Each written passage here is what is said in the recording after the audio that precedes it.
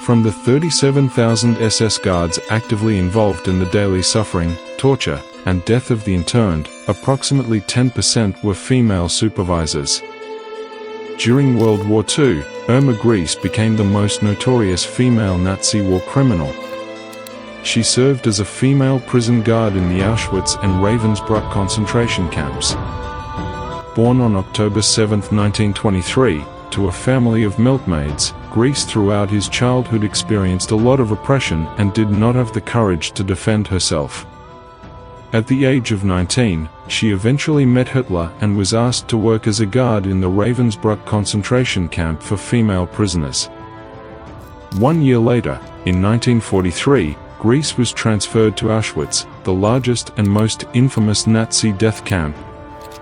She became a loyal, dedicated, and obedient Nazi, quickly rising through the ranks to become a senior supervisor.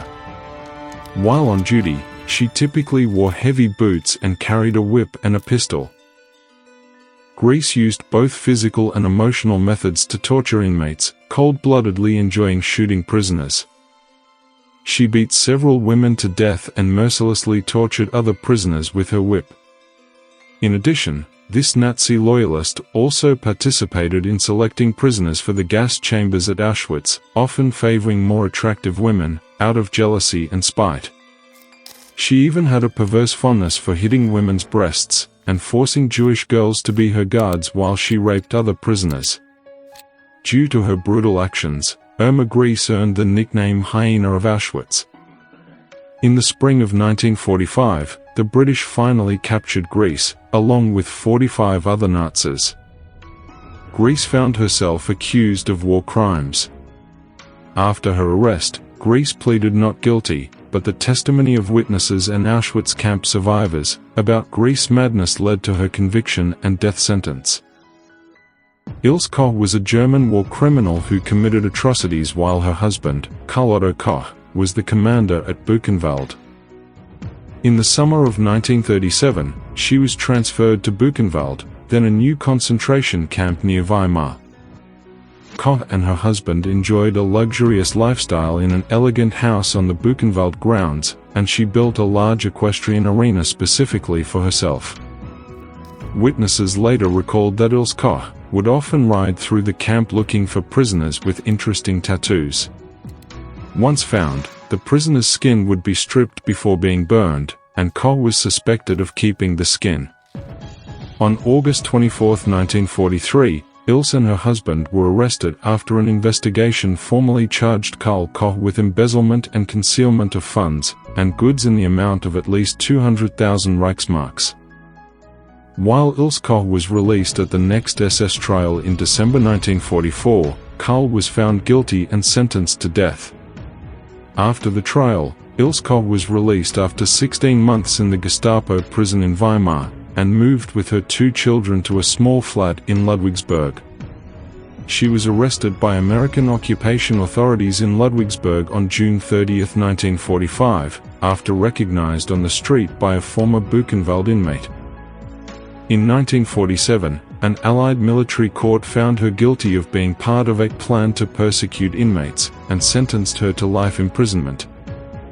Koch's sentence was later reduced by U.S. military authorities due to Cold War politics and increasing dissatisfaction among some West German citizens with the harsh punishments for Nazi war criminals.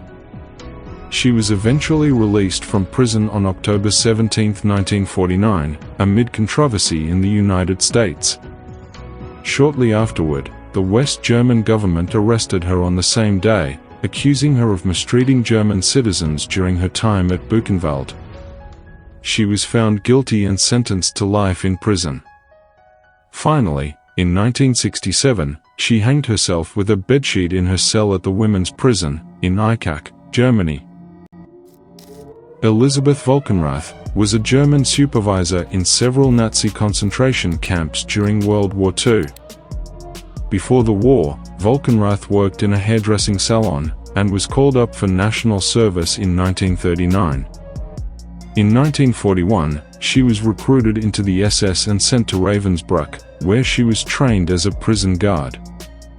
In 1943, she was sent to Auschwitz-Birkenau as an Offizieren, or women's camp guard.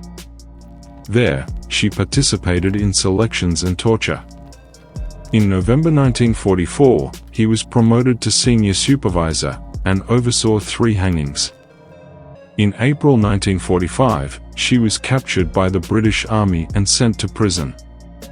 Although she denied selecting prisoners for gas chambers or beating female prisoners, she admitted to slapping women's faces to maintain discipline. However, survivors described her as the most hated woman in the camp.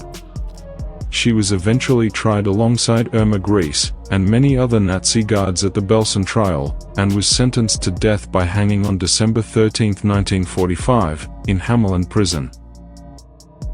Maria Mandl was a war criminal known for her role in the Holocaust as a high-ranking official at the Auschwitz-Birkenau extermination camp, where she is believed to have been directly involved in the deaths of over 500,000 prisoners.